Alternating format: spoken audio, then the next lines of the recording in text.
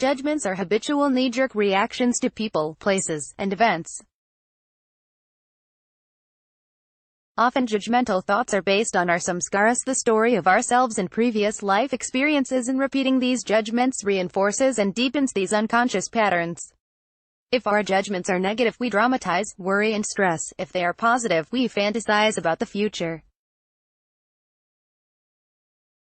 Either way, judgmental thoughts take us out of the present moment and create harm and suffering to ourselves and others.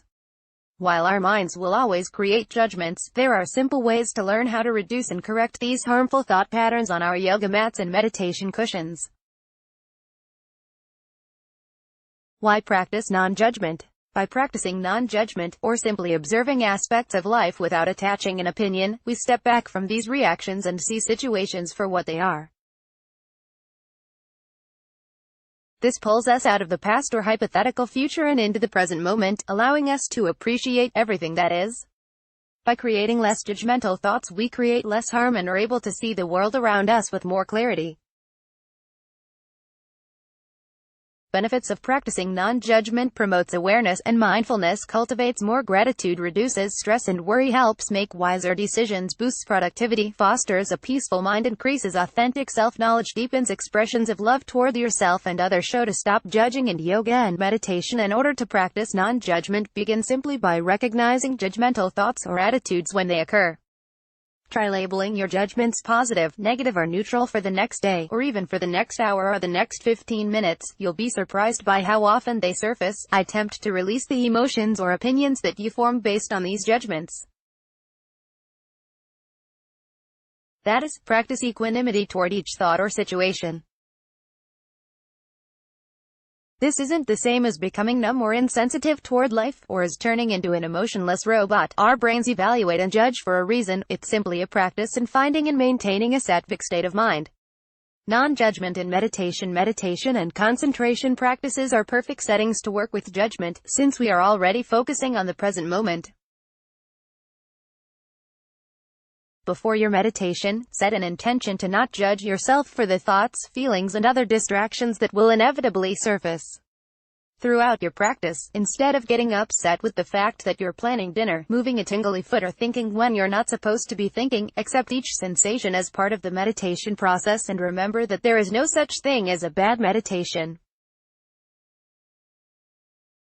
Although we commonly dwell on negative judgments more than others, the same goes for positive or neutral situations. For example, if you see colors or feel waves of bliss during meditation, instead of getting excited, recognize that good meditation is a judgment too. Then come back to your breath. Non-judgment in asana. We often don't realize how frequently we judge ourselves during a yoga practice. Next time you feel like you're good or bad at a yoga pose, realize that these qualities are not inherent in asana. Maintaining a steady tree pose is not better than falling out of a tree pose, just as a tree in nature is no better or worse if it's blowing in the wind. They're simply different states of being. Similarly, stop judging yourself against others. Since our bodies are completely unique, each of us has different needs and abilities in a physical practice.